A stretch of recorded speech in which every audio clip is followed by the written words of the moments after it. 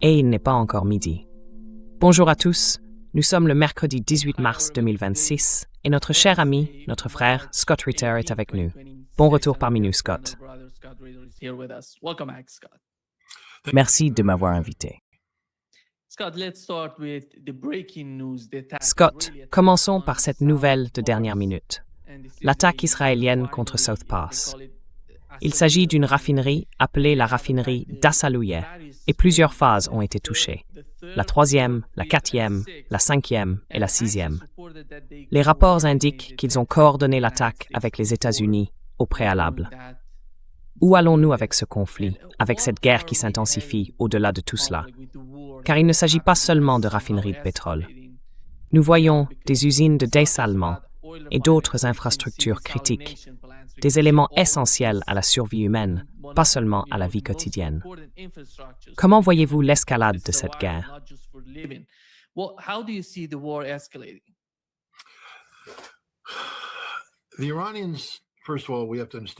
Les Iraniens, tout d'abord, il faut comprendre qu'ils ont toujours été très clairs sur les conséquences de leurs actions et jusqu'à présent, ils n'ont jamais bluffé. C'est une condamnation à mort pour le pétrole saoudien, pour le pétrole des Émirats arabes unis, du Koweït, de Bahreïn, pour tout pays ayant joué un rôle dans cette affaire.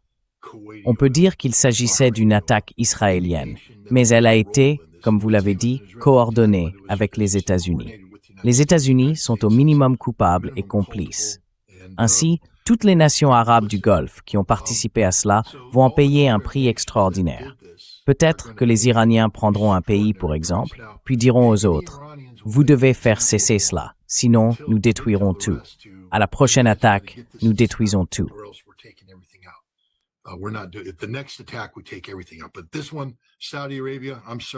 Mais celle-ci, l'Arabie saoudite, je suis désolé, vous nous avez menti. Vous avez laissé entrer des avions américains ici. Ils doivent effacer la production énergétique saoudienne. S'ils ne le font pas, alors leur énergie sera effacée. Et c'est l'objectif d'Israël. Parce que, vous savez, ce qui s'est passé, la raison pour laquelle cette décision a été prise, c'est que c'est la preuve évidente que Israël et les États-Unis savent désormais que le changement de régime est impossible, que le gouvernement iranien survivra à ce conflit. Ce qu'ils font maintenant, c'est s'assurer que le gouvernement iranien et ceux qu'il gouverne seront appauvris.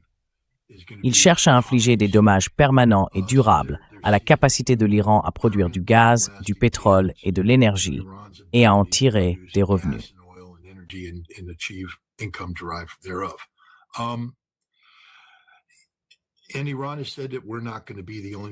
Et l'Iran a déclaré que nous ne serions pas la seule nation à sombrer de cette manière. Je pense donc que c'est le début de l'une des plus grandes erreurs. Mais encore une fois, ce que nous voyons maintenant, c'est qu'Israël crée les conditions d'une catastrophe mondiale. Quand le monde va-t-il comprendre que la plus grande menace pour l'ensemble de la planète, c'est Israël? Israël vient de faire quelque chose parce que c'est une nation pathétique. Ils ont fait quelque chose qui aura des répercussions mondiales. La Chine sera touchée par cela. L'Inde sera touchée par cela. Parce qu'il ne s'agit pas seulement de l'énergie iranienne qui est attaquée. C'est l'énergie régionale. Tout est lié. C'est donc une évolution très mauvaise, très dangereuse et très inquiétante.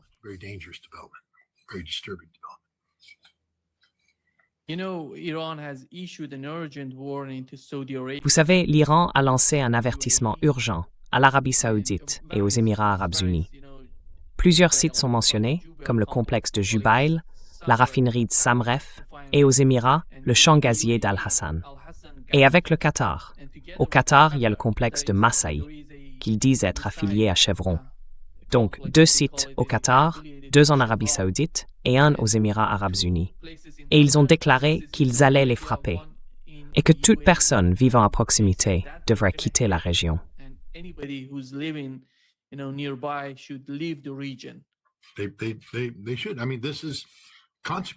Ils devraient le faire. Je veux dire, c'est une question de conséquences, une relation de cause à effet. Et je suis en fait content que l'Iran s'apprête à le faire. J'espère qu'ils vont frapper fort. J'espère qu'à la fin, ce ne sera pas juste symbolique. faire exploser quelques trucs pour avoir de jolies photos de flammes. Ils doivent anéantir la capacité de production d'énergie de toutes ces installations, car ensuite ils pourront dire « Voilà ce que nous ferons à tout le reste si cela se reproduit ». Ce n'est pas, vous savez, du donnant-donnant. Vous ne pouvez pas détruire un de nos sites et nous un des vôtres. Nous allons démolir tout le système, point final. Et ils doivent le prouver maintenant.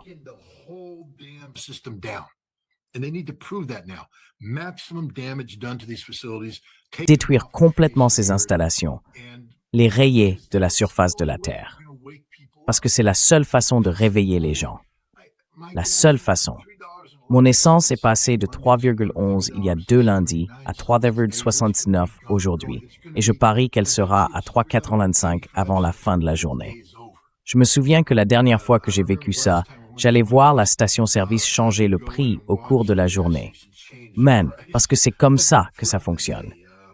C'est la seule façon de réveiller le peuple américain, les Européens, les gens du monde entier, en touchant à leur portefeuille. Parce qu'ils ne se soucient pas des Iraniens.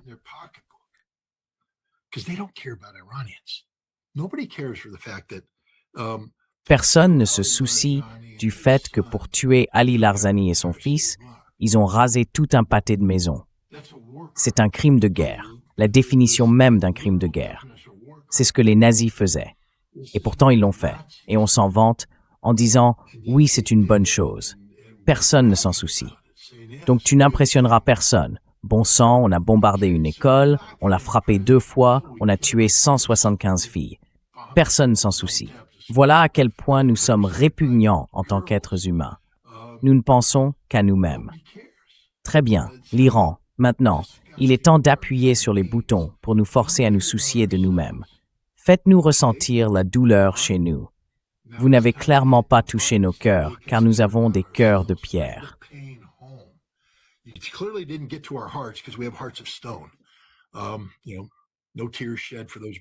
Vous savez, aucune larme versée pour ces filles, aucune larme versée pour la centaine de personnes qui sont mortes. Donc on peut dire que vous avez tué Ali Larzani, sans reconnaître que le tuer ne change absolument rien. L'institution existe toujours.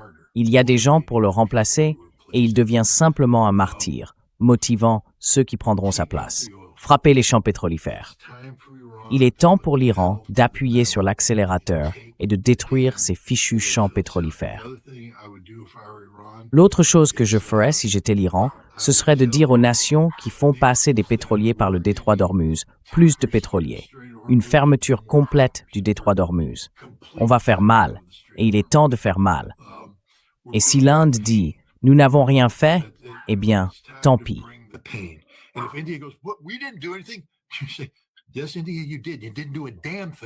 Oui, l'Inde, tu l'as fait.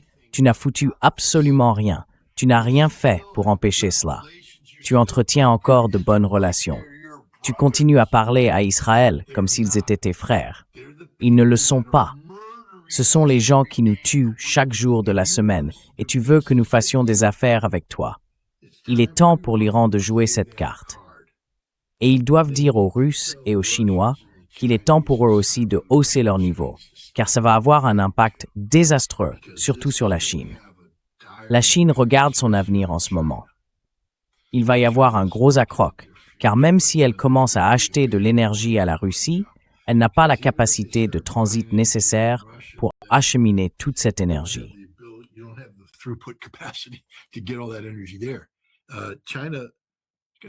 Et l'Iran doit dire « Désolé mon frère, je sais qu'on te fait un peu de mal, mais bon, Pete Hegseth dit qu'il y a 1 millier d'endroits en Iran qui explosent chaque jour. Que fais-tu pour empêcher ça? Rien. Donc tu dois en faire plus. Sinon, si nous sombrons, toi aussi. Mais ils doivent faire sentir la douleur. » L'autre aspect de la fermeture du détroit d'Ormuz, c'est qu'elle met définitivement fin à l'idée que les États-Unis sont responsables. En ce moment, avec le trafic limité, les États-Unis prétendent que c'est grâce à eux. C'est nous qui avons fait ça. C'est nous qui avons poussé les Iraniens à se dire « Bon, autant laisser passer un peu de trafic, puisque l'Amérique est juste là à nous menacer. » Non, non. Ce que l'Iran a fait, c'est prouver qu'il contrôle la situation. Seul l'Iran décide de ce qui passe par le détroit d'Ormuz. Et en ce moment, les Iraniens doivent décider que rien ne passe par le détroit d'Ormuz. Rien.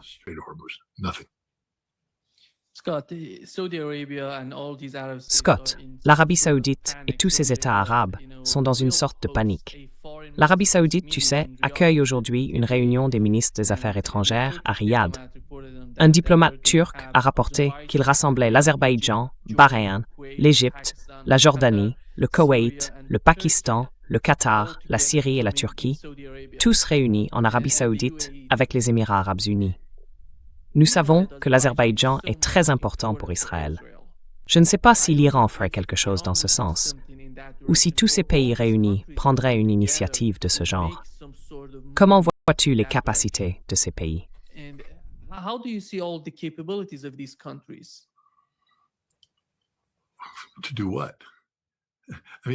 Pour faire quoi? Je veux dire, tu sais le truc, c'est que, alors que l'Arabie saoudite accueille cette réunion, elle va perdre un champ pétrolifère.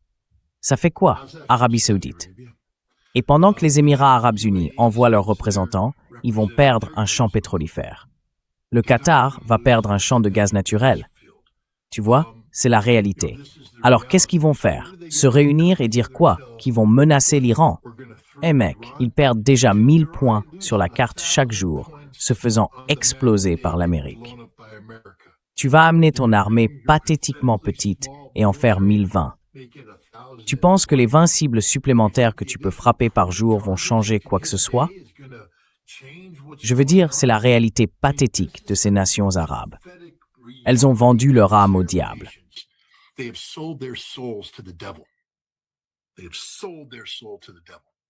Ils ont vendu leur âme au diable. Les États-Unis et Israël tirent les ficelles. Et maintenant, ils vont se rassembler pour faire quoi? S'ils ne s'unissent pas pour dire la seule chose qu'il faut dire, Amérique, sors de notre voisinage, pars. C'est fini. Nous en avons fini avec toi. Tu nous as menti. Tu nous as trahis. Tu nous as piégés. Tout cela, c'est à cause de toi et d'Israël. Arrête ou regarde autour de toi. Compte les morts. Compte les avions. Nous viendrons et nous t'effacerons de la planète. Il est temps que les nations se lèvent et disent simplement à Israël qu'elle lui rappelle à quel point il est petit, pathétique et insignifiant. Vous savez, Israël en ce moment déverse sa colère sur l'Iran. Ils font exploser quelques endroits au sol, mais ils ne changent rien.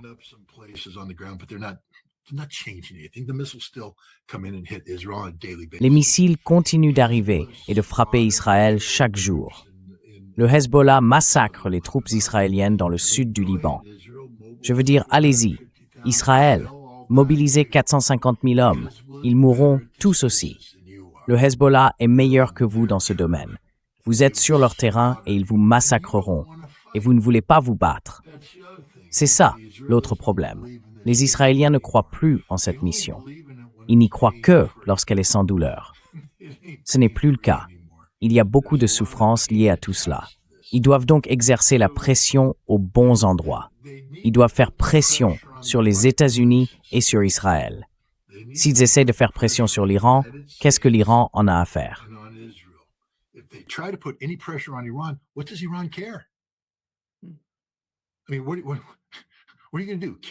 Je veux dire, que vas-tu faire? Tuer le prochain Larijani? Tuer le président? Je suis sûr que le président s'en soucie. Je ne pense pas qu'il veuille mourir. Mais l'Iran s'en moque complètement. Ils ont des institutions. C'est de cela qu'il s'agit. Tu combats une nation, pas des individus. Et contrairement à la majorité de ces personnes qui se rassemblent, ce sont des familles, ce sont des monarchies. Ce ne sont pas des nations. La plupart des gens qui se réunissent là sont les chefs de famille qui dirigent des pays, mais ils ne font pas partie de la nation. La nation n'a pas voté pour eux. Ce sont des individus corrompus qui ont dépouillé leur propre peuple pour s'enrichir. Donc, quand ils se réunissent pour parler, ils ne parlent pas au nom du peuple.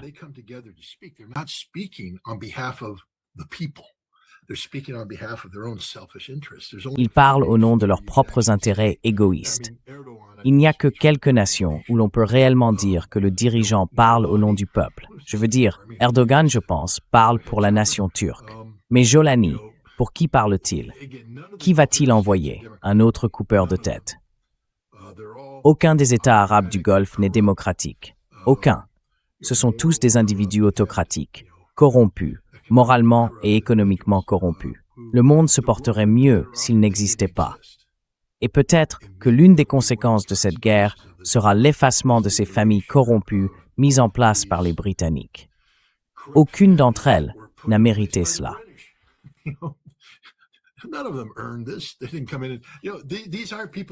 Ils ne sont pas arrivés en disant « Bonjour, nous avons découvert ce grand pays et nous allons diriger en étant intellectuellement solides et moralement justes et nous allons construire des choses. » Ils sont arrivés et ont tranché des têtes.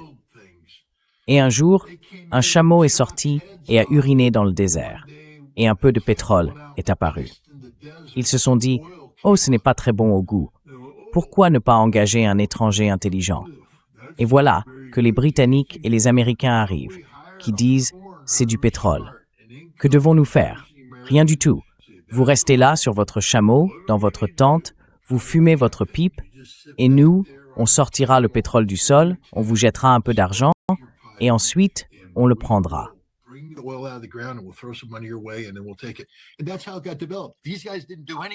Et c'est ainsi que ça s'est développé. Ces types n'ont rien fait. Rien à part couper quelques têtes. D'autres personnes ont développé l'industrie. Maintenant, ils en ont hérité et ils disposent d'une structure qui leur permet de récolter tout l'argent. Mais demandez aux Émirats arabes unis, quel est le pourcentage d'Émiriens dans leur armée? 85% de l'armée émiratie sont des mercenaires, principalement pakistanais. Ils ne savent pas se battre. Quand ils construisent un bâtiment, est-ce que les hommes émiriens sont là, manches retroussées, prenant des coups de soleil, à faire la construction? Bien sûr que non. Ils sont dans un bureau climatisé, gras, fumant de la drogue et dépensant l'argent du pétrole. Ce sont d'autres qui viennent faire le travail à leur place.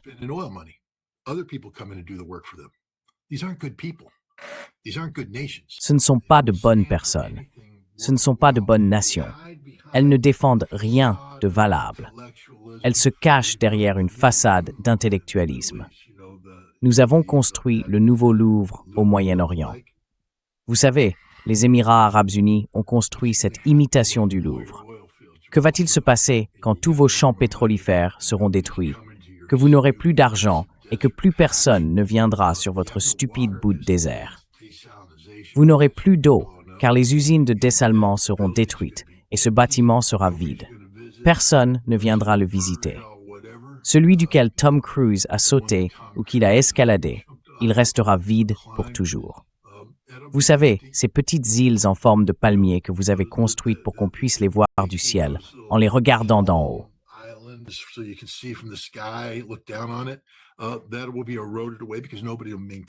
Cela va s'éroder parce que personne ne l'entretiendra. Et cela arrivera à tous ces petits faux pays désertiques, car lorsqu'ils perdront leur énergie, ils perdront tout. Ils n'ont rien, rien du tout. Dubaï avait une industrie bancaire, c'est fini.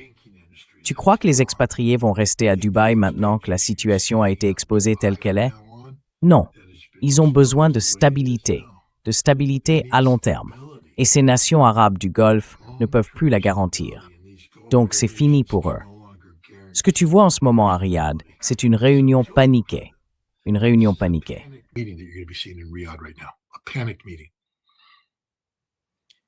Scott, tu as mentionné le dessalement. Penses-tu que nous nous dirigeons vers des attaques contre les usines de dessalement? Parce que cela pourrait être une énorme catastrophe pour toute la région. L'Iran ne dépend pas du dessalement si l'escalade prend cette direction. Mais nous savons que les États arabes, ainsi qu'Israël, Israël dépend du dessalement pour plus de 75% de son eau.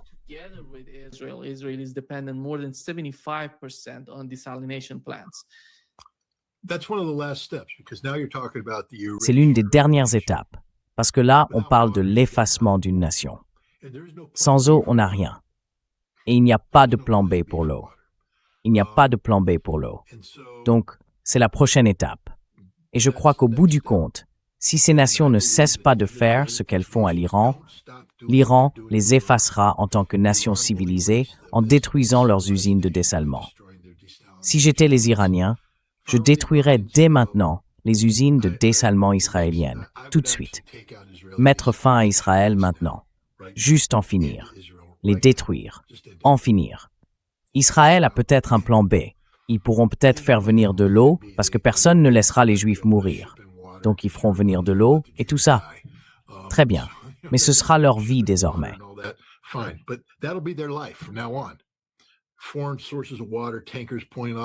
Des sources étrangères d'eau, des camions-citernes venant approvisionner les Israéliens. Vous savez, faisant la queue pour obtenir, comme les Gazaouis, de l'eau à pomper dans leurs récipients pour la ramener chez eux et tout ça. Très bien. Que ce soit l'avenir d'Israël. Plus d'eau courante dans les canalisations.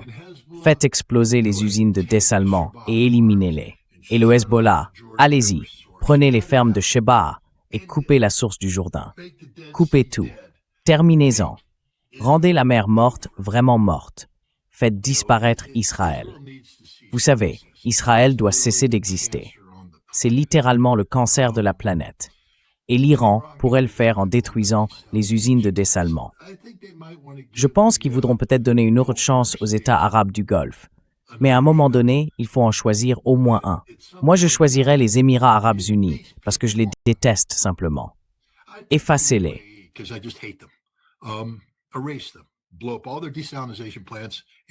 Faites sauter toutes leurs usines de dessalement et faites disparaître le pays. Tous les expatriés partiront, tous les étrangers partiront. Et ensuite, ces Bédouins des Émirats arabes unis. Ils devront rester là et faire quoi? Faire quoi? Boire du pétrole. Bonne chance. Vous savez, ils l'ont bien cherché. Et j'espère que ce dont ils parlent à Riyad, c'est on est fichu. On est fichu. On fonce droit vers l'apocalypse. Et encore une fois, quand ils disent apocalypse, ils ne se soucient pas de leur peuple. Ils ne se soucient que d'eux-mêmes, de leur famille, de la monarchie. J'ai vraiment pris plaisir à lire ce qui est arrivé aux Hachémites en Irak. Je laisserai les gens chercher sur Google pour comprendre ce que je veux dire. Mais je ne le pense pas vraiment, car personne ne veut voir des familles massacrées et traînées dans les rues.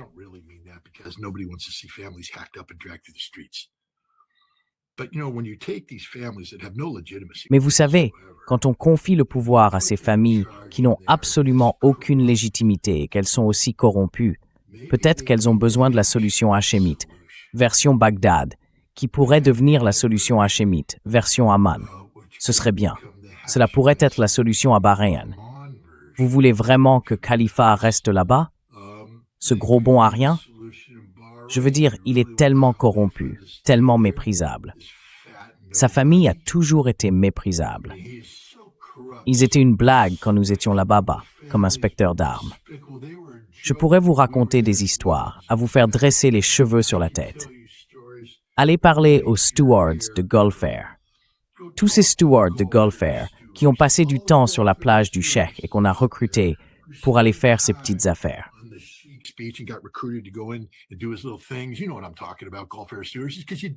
Vous savez de quoi je parle, les stewards de Gulf Air, parce que vous étiez là.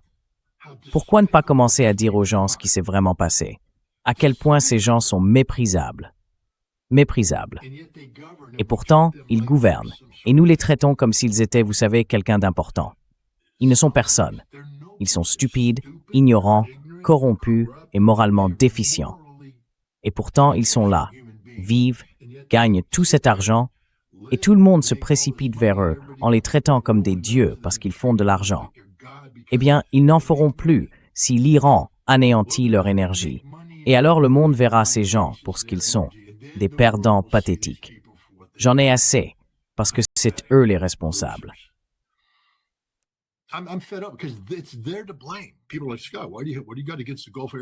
Les gens disent, Scott, qu'est-ce que tu as contre les nations arabes du Golfe? Tout. J'ai tout contre vous, parce que c'est votre faute. C'est vous qui avez provoqué cela. Vous avez permis aux États-Unis d'intervenir et de créer une division entre sunnites et chiites. Ce n'est pas la faute de l'Iran. C'est la vôtre. Vous avez tous adhéré à ce jeu, en laissant l'armée américaine s'installer. Et ensuite, vous avez enrichi l'industrie de la défense américaine. Regardez-moi ça. De la corruption pure et simple. Souvenez-vous du premier mandat de Donald Trump quand il est allé faire cette stupide danse de l'épée avec les Saoudiens? De la corruption pure et simple. Il a dit « Nous allons acheter plus d'armes américaines », comme si c'était cela qui rendait une relation solide.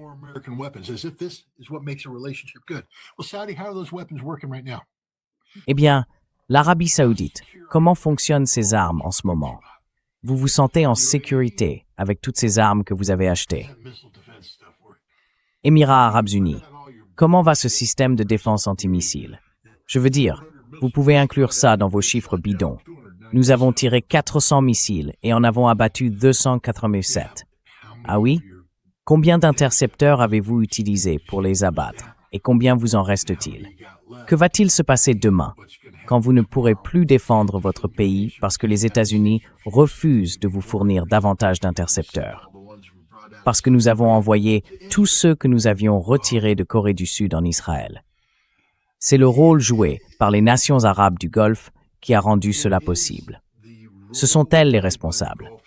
C'est pourquoi je ne verse aucune larme pour elles.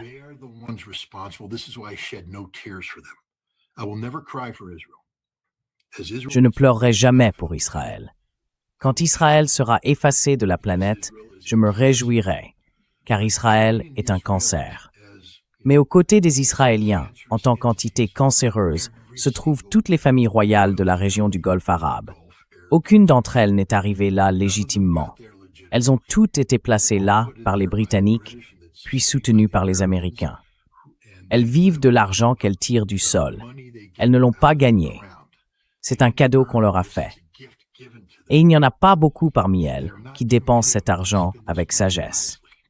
Et vous savez, encore une fois, malheureusement pour les gens bien intentionnés, vous payez le prix de la corruption de vos dirigeants.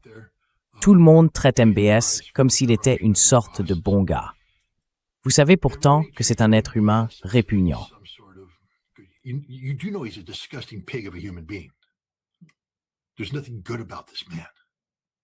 n'y a rien de bon chez cet homme. Il incarne le pire de la société saoudienne. Les excès de l'Arabie saoudite se reflètent en lui. Il n'a aucune boussole morale. Il suffit de demander à la famille de Khashoggi. MBS l'a fait découper, littéralement. C'est ce qu'il fait. Et pourtant, nous sommes allés lui serrer la main. Nous nous sommes humiliés devant lui. Joe Biden s'est littéralement humilié devant lui. Joe, tu aurais dû bombarder l'Arabie saoudite. C'est ce pays-là qu'il faudrait bombarder, pas l'Iran. Tu aurais dû tourner nos armes contre l'Arabie saoudite et éliminer ce régime corrompu pour le remplacer par une société démocratiquement élue qui représente la véritable volonté du peuple. Sauf que, bon, les chiites pourraient alors voter. Bref, j'en ai assez dit sur ces types.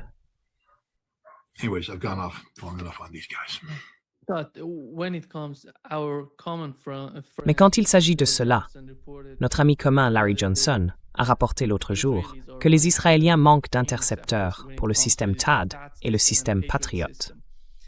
Et nous voyons comment le Hezbollah parvient à frapper des cibles à l'intérieur d'Israël. En même temps, il parle d'une invasion terrestre du Liban en mobilisant 540 000 soldats. Mais en ce qui concerne les capacités défensives d'Israël, cela fait-il partie du calcul? Est-ce que cela entre dans l'équation de Donald Trump avec les Israéliens? Et comment ça va-t-il fonctionner pour Israël?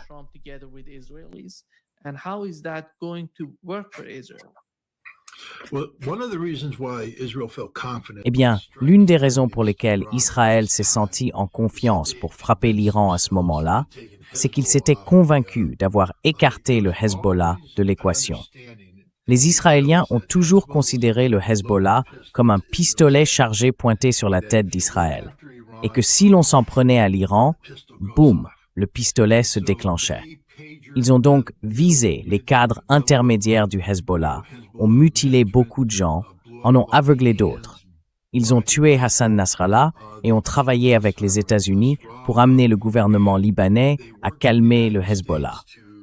Ils se sont débarrassés de la Syrie, ce qui a rendu la ligne de vie entre le Hezbollah et l'Iran problématique.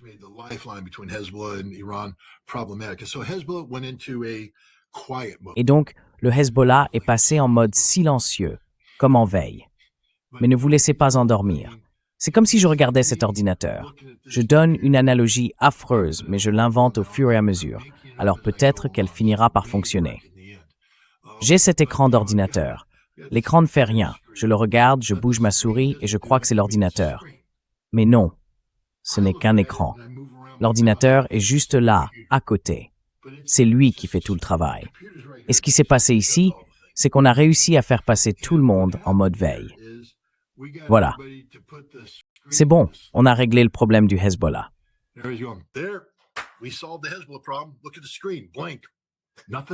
Regardez l'écran, vide, rien du tout. Pas de souris qui bouge, pas de curseur, impossible de cliquer sur quoi que ce soit. Mais l'ordinateur est bien là. Et si vous secouez l'ordinateur, l'écran se rallume. Israël pensait avoir réprimé le Hezbollah, que le Hezbollah était affaibli, qu'il pouvait utiliser le gouvernement libanais et l'armée libanaise comme moyen de le contenir.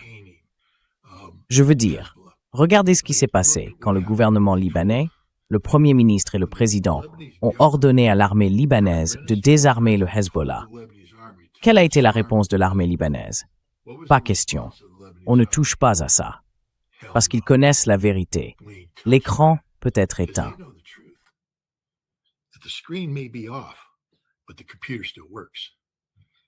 Mais l'ordinateur fonctionne toujours. Et quand il s'allume avec une détermination farouche. Le Hezbollah effacerait l'armée libanaise de la surface de la terre. L'armée libanaise est incapable de mener un combat significatif car elle n'y est pas formée. Ils ont tous fière allure dans leurs uniformes. Je suis sûr qu'ils font beaucoup de pompes, parce que vous savez, quand ils retroussent leurs manches, ils ont des biceps impressionnants. Et ils ont ce petit truc au niveau du torse, bien dessiné. Les soldats libanais ont vraiment fière allure en uniforme. Vraiment. Ce sont des types séduisants, avec leurs bérets et leurs coupes de cheveux.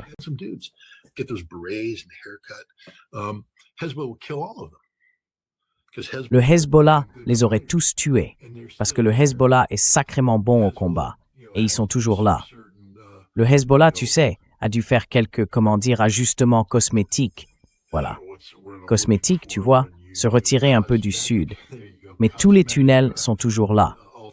Israël a fait exploser quelques dépôts de missiles, et ils ont pris le contrôle d'une installation de production de missiles en Syrie et l'ont détruite. Et waouh, les Israéliens sont vraiment bons. Mais le Hezbollah n'est pas stupide. Encore une fois, le Hezbollah, c'est comme l'Iran. Ils ne mettent pas tous leurs œufs dans le même panier. Et ils ont des ressources importantes qui ont été préservées. Israël s'est trompé en croyant que le Hezbollah avait disparu de la carte. Et maintenant, le Hezbollah est de retour.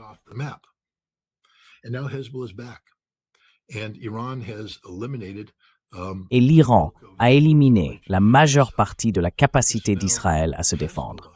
Alors maintenant, le Hezbollah fait exploser Haïfa.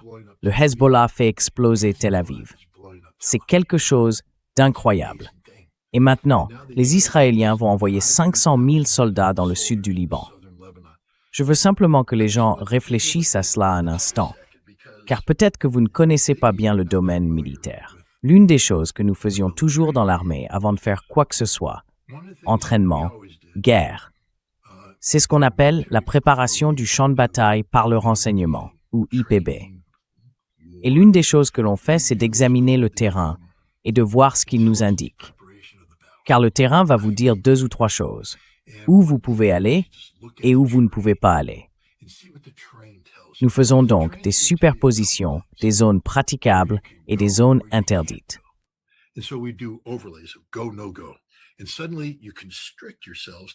Et soudain, vous vous restreignez à des couloirs très limités. Maintenant, il faut aussi examiner quelles caractéristiques du terrain pourraient dominer ces couloirs. Car à mesure que les couloirs s'enfoncent, celui qui contrôle ce terrain ici peut bloquer le couloir, non seulement à cet endroit, mais aussi plus haut. Ainsi, la bataille commence à se définir d'elle-même.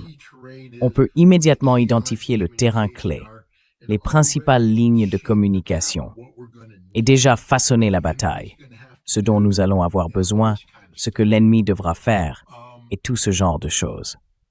Si vous essayez d'entasser 500 000 soldats israéliens sur le champ de bataille qu'est le sud du Liban, vous n'obtiendrez que des chars embouteillés. Ou bien des hommes sur une colline qui ne feront qu'offrir davantage de cibles.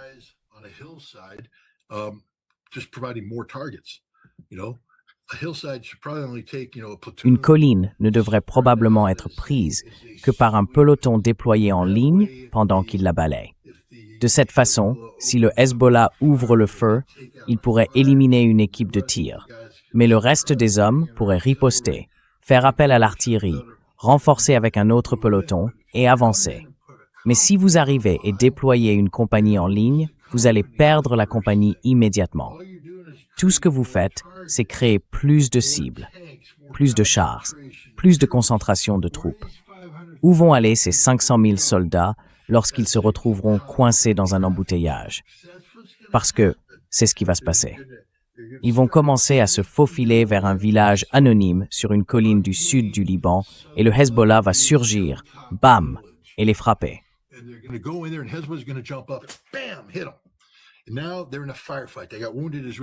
Et maintenant, ils sont pris dans un échange de tirs. Il y a des Israéliens blessés, il faut les évacuer. Mais on ne peut pas les évacuer à cause d'un embouteillage. L'embouteillage va être frappé. Roquettes, chars en feu, tout, ils sont coincés. Toutes ces troupes vont se retrouver regroupées et le Hezbollah a des roquettes. Ils vont frapper ces zones et tuer ces soldats. S'il vous plaît, Israël, ne mobilisez pas 500 000 hommes, mobilisez-en 1 million. Mettez-les tous en uniforme et envoyez-les au Liban pour qu'ils meurent tous, parce que c'est ce qui va arriver. Le Hezbollah va leur botter les fesses. Le Hezbollah est en lutte existentielle en ce moment.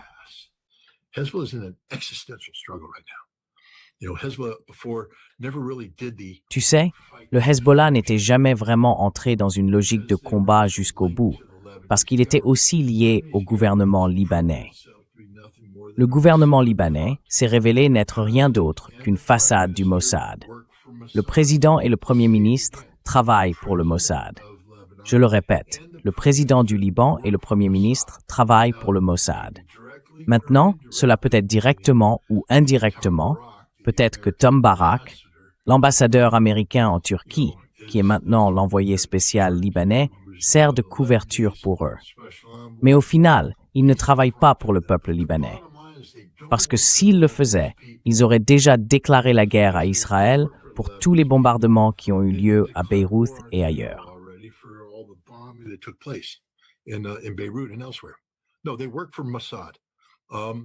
Non, ils travaillent pour le Mossad. Et donc maintenant, le Hezbollah sait ce qu'il faut faire. Ils doivent vaincre Israël et ils doivent vaincre le gouvernement du Mossad à Beyrouth. Et ils le feront parce que c'est une lutte à mort pour des gens qui, comme nous en avons parlé, embrassent le martyre. Pas de manière suicidaire, mais ils n'ont pas peur. Vous savez, tous ces petits garçons israéliens là-bas, prêts à entrer au Liban, ils ont peur. Ce sont de petits garçons effrayés. Vous voyez, ce sont des fils à maman. C'est la nouvelle génération d'Israéliens. Ils ont grandi avec leur mère. Et ils sont si gentils. Ils connaissent l'informatique. Ils sont très doués.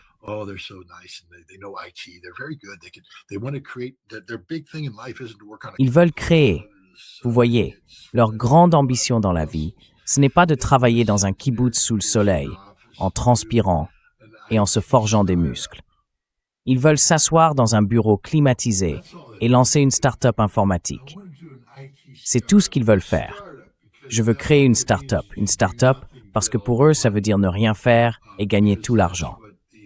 Voilà ce que sont les Israéliens aujourd'hui. Ils ne travaillent pas, ils sont paresseux. Alors tous ces petits fils à maman vont maintenant se diriger vers le Liban. Mais quand ils enlèveront leur casque, il y aura la petite Mishva, ou peu importe le nom de leur petite amie, et ils la regarderont en disant « Oh, maman et ma copine. » Oh, il me manque. Ils se trompent complètement. Pendant ce temps, le Hezbollah est là-bas, tu vois. Ils font leurs besoins dans un sac, l'enterrent, urinent dans une tasse, l'enterrent, parce qu'ils sont prêts. Ils ne bougent pas. Et les voilà qui arrivent. Et le Hezbollah va se rapprocher et les tuer. Le Hezbollah va rester là et dire « Oh non, tu sais Fatima, oublie Fatima ». Le Hezbollah est dans le métier de tuer des Israéliens et les affaires vont bien en ce moment. Et les Israéliens vont arriver, ces petits fils à maman, et ils vont affronter de vrais hommes en mode combat parce qu'ils n'ont pas le choix. Israël et les États-Unis ont rendu cela existentiel. S'ils battent l'Iran, c'en est fini du Hezbollah. Donc le Hezbollah se bat littéralement pour son existence.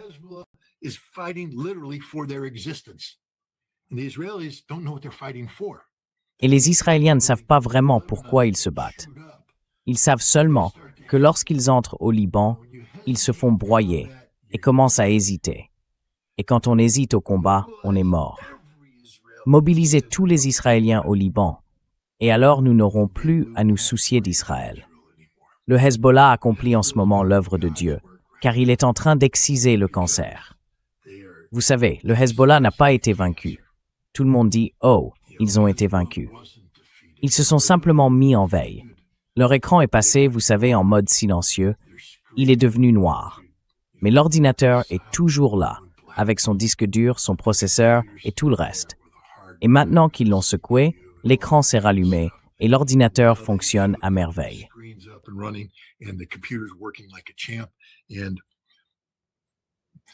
Et les Israéliens se font tout simplement massacrer.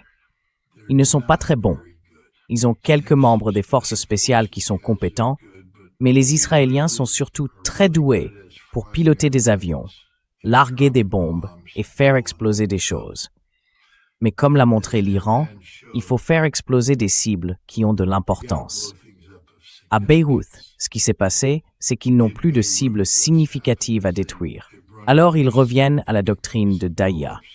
Tenir la population collectivement responsable, c'est du crime de guerre. Bien sûr, c'est aussi ce que font les États-Unis. Pete Hegseth ne l'a pas encore annoncé formellement de cette manière, mais nous sommes actuellement dans une logique de tuer des civils iraniens.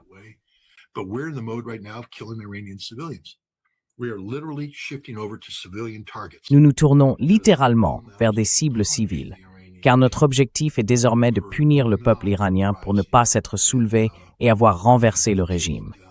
C'est une activité criminelle de guerre. Ainsi, les États-Unis et Israël se sont définis comme les pires nations du monde aujourd'hui. Nous sommes actuellement les principaux auteurs de crimes de guerre dans le monde. Et le Hezbollah accomplit l'œuvre de Dieu. Je sais qu'en tant qu'Américain, je ne suis pas censé dire cela, mais puisque le Hezbollah n'est pas officiellement en guerre avec les États-Unis, je me sens à l'aise de le dire. Je veux que le Hezbollah vainque Israël. Je veux qu'il le vainque de la manière la plus complète possible, afin qu'Israël soit gravement affaibli. Et je veux que l'Iran les aide. Je veux qu'Israël disparaisse. Israël nous a entraînés dans cette guerre.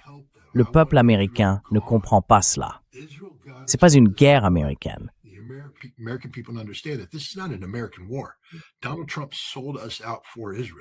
Donald Trump nous a trahis pour Israël. Pete Hegseth nous a trahis pour Israël. Marco Rubio nous a trahis pour Israël. Tout le monde à la Maison-Blanche, tout le monde associé à l'administration Trump a sacrifié l'Amérique au profit d'Israël. Ted Cruz l'a fait. Mike Huckabee l'a fait. Chacun d'eux. Et nous devons le savoir. Nous devons le savoir quand nous payons l'essence plus cher à cause d'Israël. Tout est à cause d'Israël. Ce n'est pas de l'antisémitisme. Je ne dis pas que c'est à cause des Juifs. Je dis que c'est à cause d'Israël. L'entité sioniste appelée Israël, cette entité parasitaire qui s'est attachée aux États-Unis et qui leur suce la sève vitale ainsi qu'au reste du monde. Israël. Israël doit être effacé. Et j'espère que l'Iran a la gomme pour le faire. Je sais que le Hezbollah l'a.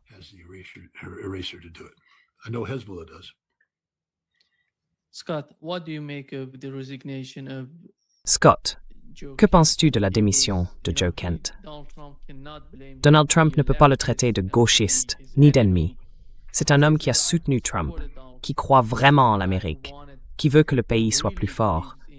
Mais il ne voit pas cela se produire avec les politiques actuelles de l'administration Trump.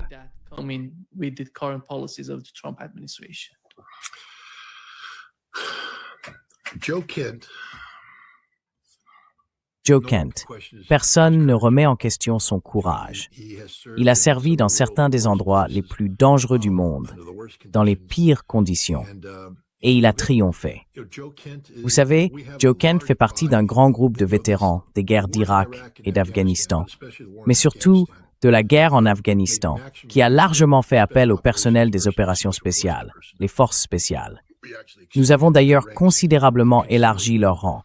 Ce sont des personnes très intelligentes, très en forme physiquement et dotées d'une conscience morale. Mais leur conscience morale est définie par un esprit de guerrier et non pas tant par ce qui devrait la définir, à savoir les principes constitutionnels.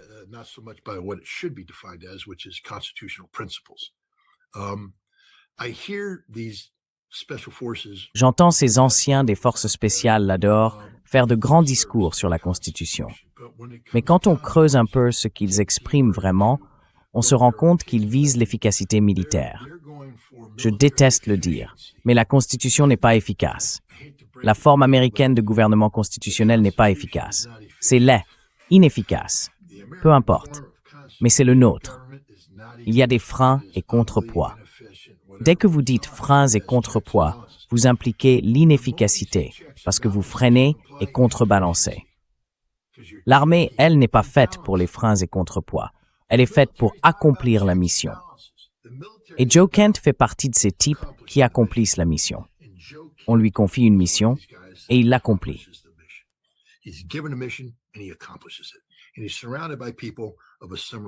Et il est entouré de personnes qui partagent le même état d'esprit.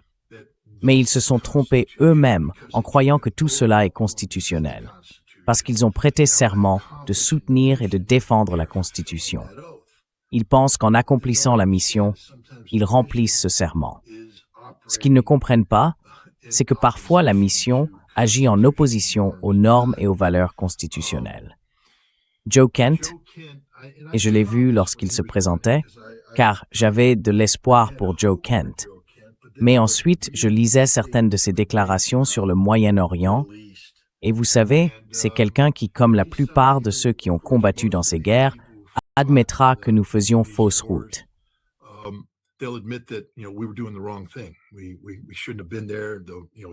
On n'aurait jamais dû être là, tu sais. Surtout en Irak, on n'aurait pas dû y aller. En Afghanistan, on s'y est pris de la mauvaise façon, tout ça. Mais ensuite, tu vois, tu te dis, d'accord. Et puis ils ajoutent l'Iran, parce qu'ils ne savent rien de l'Iran. L'Iran est maléfique. C'est un régime islamique diabolique, la pire organisation terroriste du monde. Et là, tu te dis, attends une minute, d'où tu tiens ça? Tu vois? Et Joe Kent faisait partie de ce groupe-là. Et puis il y a autre chose. Quand tu te définis comme Américain, tu deviens maintenant, malheureusement, fragmenté. Parce que, encore une fois, ces gens ont cessé d'être des Américains pour devenir des républicains.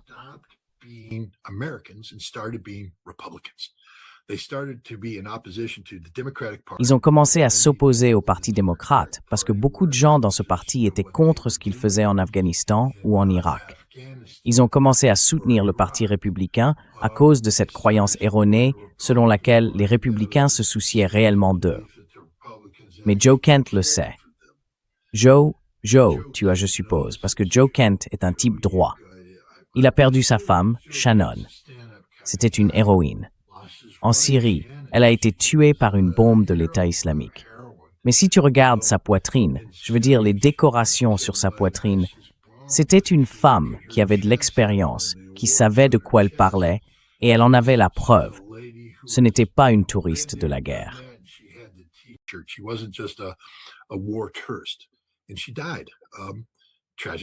Et elle est morte, tragiquement.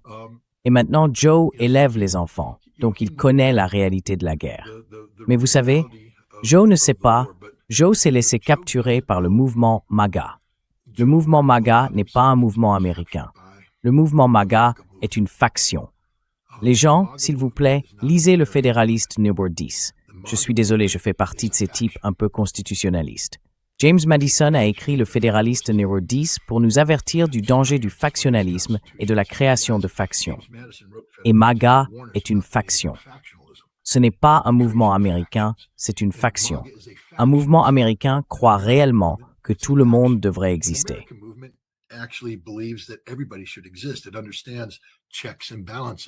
Il comprend le principe des freins et contrepoids, la nécessité d'un équilibre.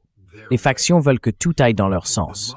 Et la faction MAGA est contrôlée par un groupe de sionistes qui ont détourné le mouvement MAGA pour placer Israël en priorité, littéralement. Joe Kent a suivi cette ligne, comme d'autres. Il pensait servir l'Amérique, America First, MAGA. Non, vous serviez Israël d'abord, le parasite qui avait pris le contrôle du corps américain. Il s'est présenté à une élection et maintenant, il est en poste. Et c'est l'autre chose aussi. C'est facile, et Joe le sait, comme tout le monde. Ils savent ce que représente le fardeau du leadership. Joe le sait mieux que quiconque.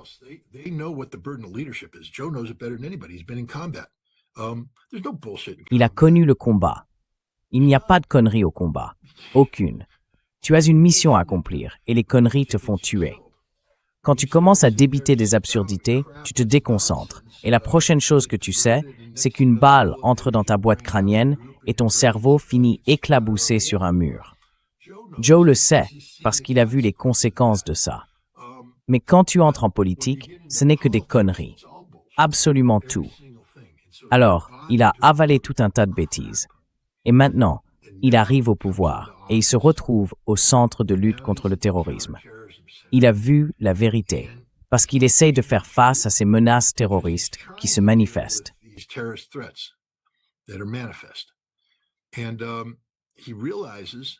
Et il se rend compte que nous ne visons pas les bonnes cibles. Nous ne nous concentrons pas sur le véritable problème. Pour vendre cette guerre avec l'Iran, nous avons en réalité dû qualifier une nation qui n'a rien de terroriste, la nation iranienne, le peuple iranien, de terroriste, et passer beaucoup de temps à expliquer pourquoi tout ce qu'ils font serait soi-disant lié au terrorisme. Tandis que les vrais terroristes, eux, ne reçoivent pas l'attention qu'ils méritent. Et ensuite, nous nous retrouvons entraînés dans une guerre dans laquelle Israël nous a embarqués. Joe est intelligent. Il sait exactement ce qui s'est passé. Il sait que Netanyahou a dit à Trump de la déclencher et que Trump a accepté. Kent sait que l'état-major interarmé avait dit que c'était une mauvaise idée.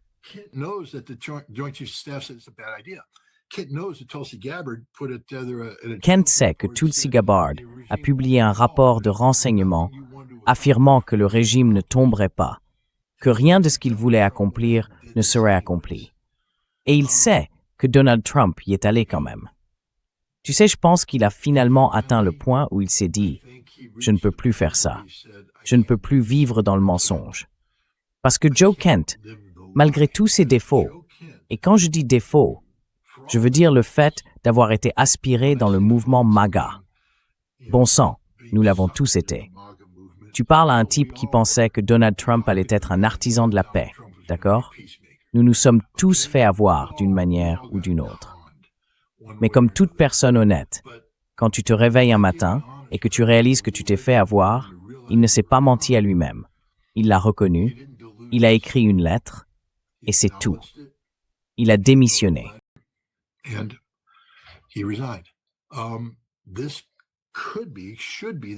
Cela pourrait être, et devrait être, le début d'une cascade de démissions, des démissions de conscience morale.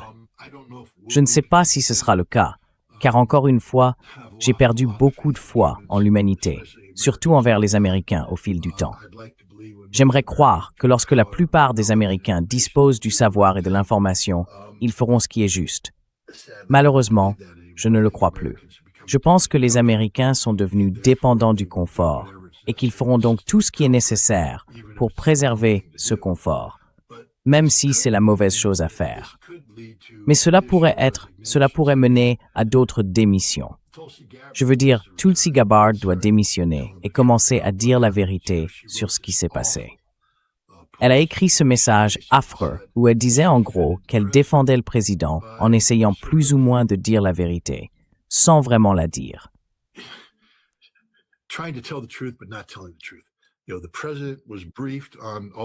Tu sais, le président a été informé de tout ça, de ceci et de cela, et il a pris une décision. Oui, mais Tulsi, sur quoi a-t-il été informé? Sa décision correspondait-elle à la conclusion? parce que ton rôle, en tant qu'officier du renseignement, c'est de proposer des options d'action recommandées. Écoute, j'ai été officier du renseignement pendant longtemps.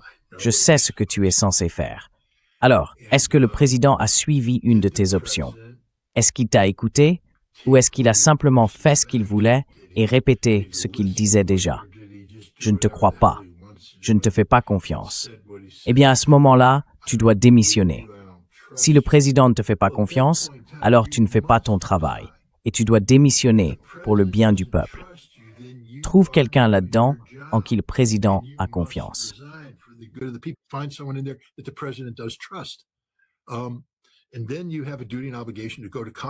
Et ensuite, vous avez le devoir et l'obligation d'aller devant le Congrès pour expliquer cela.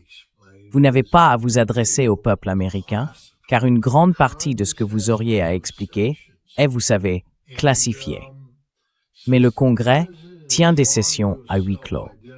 Et puisque le président s'est depuis longtemps identifié comme un homme qui ne croit pas en la Constitution, ne croit pas en la fonction présidentielle, croit en un culte de la personnalité, croit en une dictature, c'est lui-même qualifié de dictateur. Vous n'êtes pas tenu à la confidentialité de vos conversations avec lui, car ce n'est pas un président.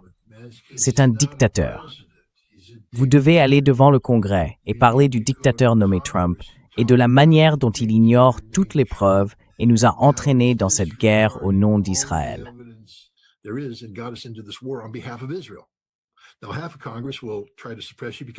Maintenant, la moitié du Congrès va essayer de vous faire taire parce qu'il travaille pour Israël. Mais l'autre moitié pourrait en fait commencer, vous savez, à poser des questions de suivi.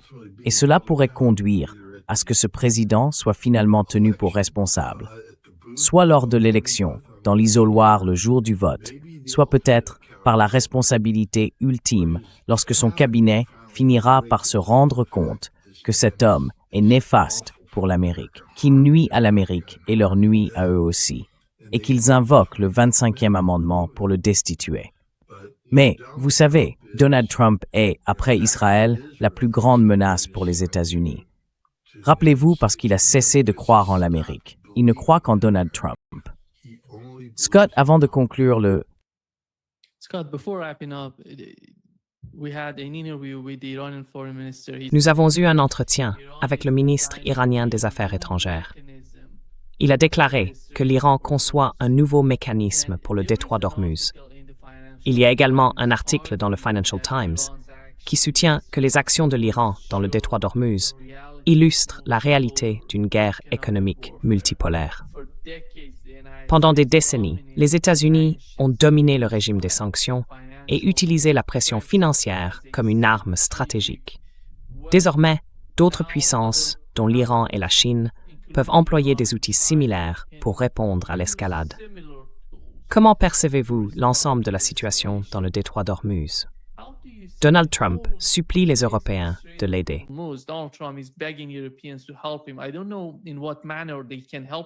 Je ne sais pas de quelle manière ils peuvent aider Donald Trump dans le détroit d'Ormuz, mais il semble que cela va devenir l'un des points ou des enjeux les plus stratégiques, vous savez. Cette route commerciale est tellement importante, non seulement pour l'Iran, mais aussi pour tous ces États arabes, ainsi que pour le Japon, la Corée du Sud, la Chine. Tout le monde en dépend. Cela montre vraiment à quel point c'est crucial. Comment voyez-vous la manière dont l'Iran parle de tout cela? Et comment, à la suite de cette guerre, quelque chose est en train de se redessiner au Moyen-Orient?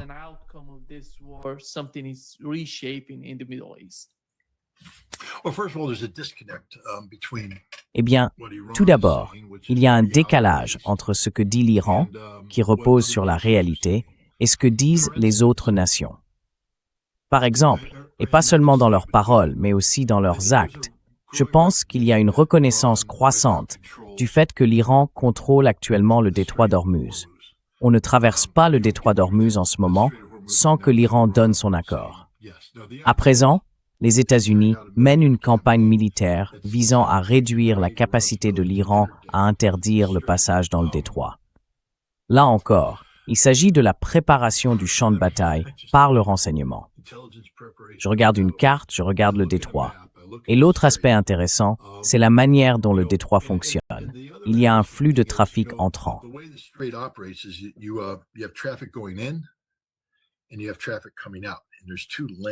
Et vous avez le trafic sortant, avec 2 voies. Le trafic qui sort vous fait passer par un chenal qui se trouve entre 2 îles iraniennes, l'île de Keshm et celle de Larak, je crois. Et c'est très étroit. Oui, vous ne forcerez jamais le passage si l'Iran ne le veut pas. L'Iran n'a même pas encore commencé à poser des mines dans le détroit.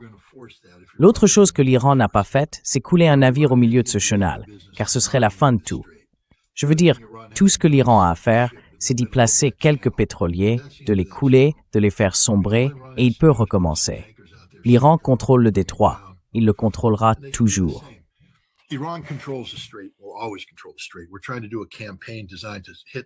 Nous essayons de mener une campagne conçue pour frapper les forces de missiles iraniennes, la brigade de missiles Aref, si je prononce bien. Aref, c'était celle avec le complexe qui leur appartenait autrefois, celui bombardé par les États-Unis et où les filles ont été tuées. RSOF, RF, quelque chose comme ça. Elle est organisée en 4 bataillons. Le premier bataillon dispose de missiles anti-navires à courte portée, d'environ 15 à 20 km de portée. Tu as bien entendu ce que j'ai dit? 15 à 20 km. Cela signifie qu'ils peuvent être un peu en retrait et atteindre quand même leur cible.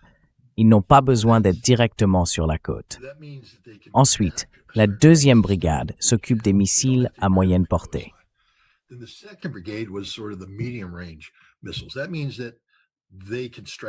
Cela signifie qu'ils peuvent frapper plus profondément dans le Golfe ou bien rester à distance.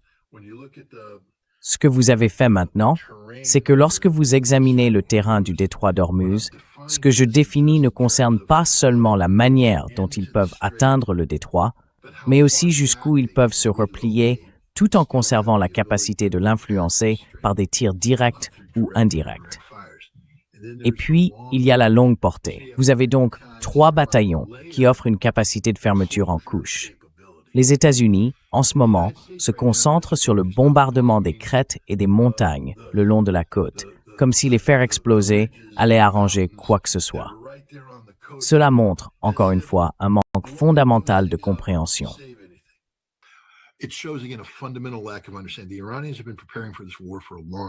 Les Iraniens se préparent à cette guerre depuis longtemps. Ils savent comment nous opérons. Oh, au fait, le 4e bataillon s'occupe de tout ce qui est non conventionnel. Pose des mines, fait naviguer les vedettes rapides, tout ça. C'est donc une approche à large spectre pour fermer le détroit.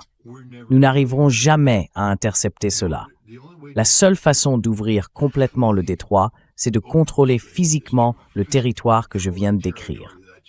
Et cela ne veut pas seulement dire débarquer sur la côte. Il faut pénétrer en profondeur, sur quelques centaines de kilomètres. Avons-nous les 900 000 soldats que cela nécessiterait? Non. Donc, nous ne fermerons jamais le détroit. Et même si la navigation continue, imaginez que vous soyez une compagnie d'assurance ou un armateur. Quelle compagnie d'assurance accepterait d'assurer cela? What insurance company is going to insure that? No insurance company is going to sit there and go, yeah, we'll give you this. Aucune compagnie d'assurance ne va rester là à dire oui, nous allons vous donner le même tarif. Non, les primes d'assurance vont augmenter. Le coût du transport maritime va augmenter. Et certaines personnes vont simplement abandonner cette route et dire « nous ne le ferons pas ». Cela n'arrivera tout simplement pas. En ce moment, l'Europe dit « nous allons parler à l'Iran pour essayer de faire passer nos pétroliers ». Mais les Iraniens disent en gros « vous ne le faites pas de la bonne manière. Il ne s'agit pas de négocier avec nous pour faire passer votre pétrole. Il s'agit de négocier avec les États-Unis pour qu'ils arrêtent ce qu'ils font, pour qu'ils arrêtent la guerre. L'Iran ne va pas rendre service à l'Europe. L'Europe doit se sauver elle-même, et elle le fait en s'identifiant comme quelqu'un de sympathique à la cause iranienne, à la situation iranienne.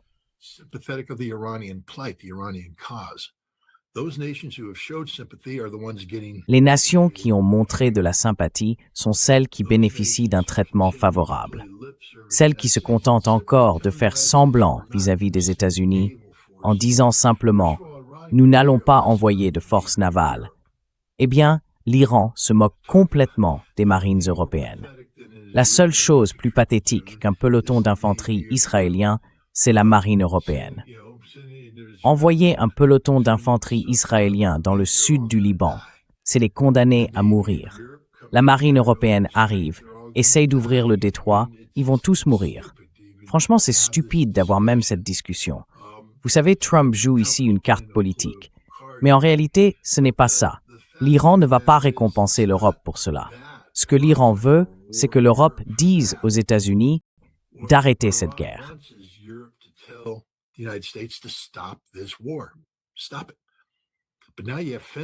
Arrêtez ça.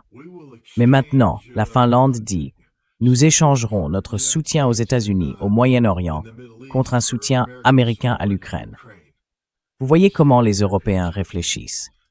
Donc l'Iran ne va pas jouer à ce jeu-là. Je pense que ce que nous voyons ici, c'est une redéfinition permanente des paramètres de la sécurité énergétique. Quels que soient les calculs ou les algorithmes utilisés avant cette guerre, ils vont être modifiés de façon permanente. Il y aura de nouveaux algorithmes. Le prix du pétrole sera plus élevé quoi qu'il arrive. Parce que, vous savez, par exemple, si vous êtes le Koweït, disons que la production pétrolière du Koweït survit à ce conflit.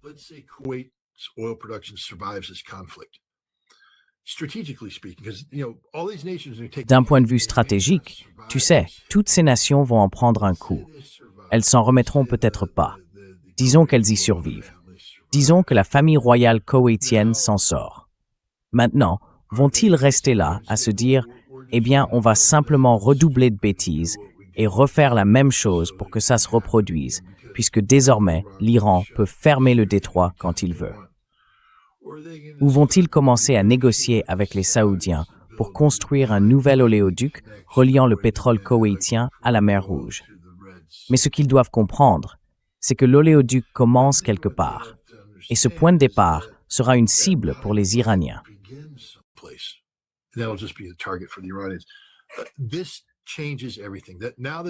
Cela change tout.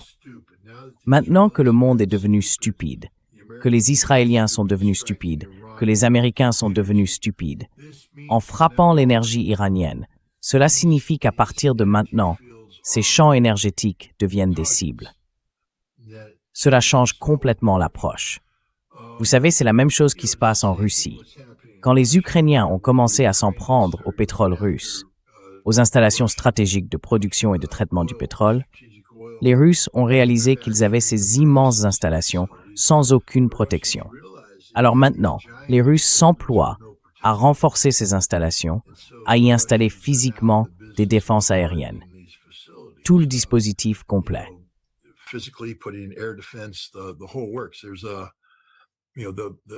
Il y a, vous savez, le rôle que joue désormais l'industrie russe dans la technologie de lutte anti-drone. Ce n'est plus seulement le ministère de la Défense. Ces compagnies pétrolières sont maintenant responsables de la protection de leurs propres actifs. Donc elles développent leur propre technologie anti-drone. Eh bien, c'est la nouvelle réalité. On ne peut plus parler de construire un champ pétrolifère au Moyen-Orient sans parler de la manière de le défendre. Ce qui signifie que les dépenses augmentent. Donc, tout va coûter plus cher. Tout va coûter plus cher. Et l'autre chose que ça montre, c'est la vulnérabilité de toutes les voies maritimes de communication. Regardez le détroit de Malacca, en Indonésie.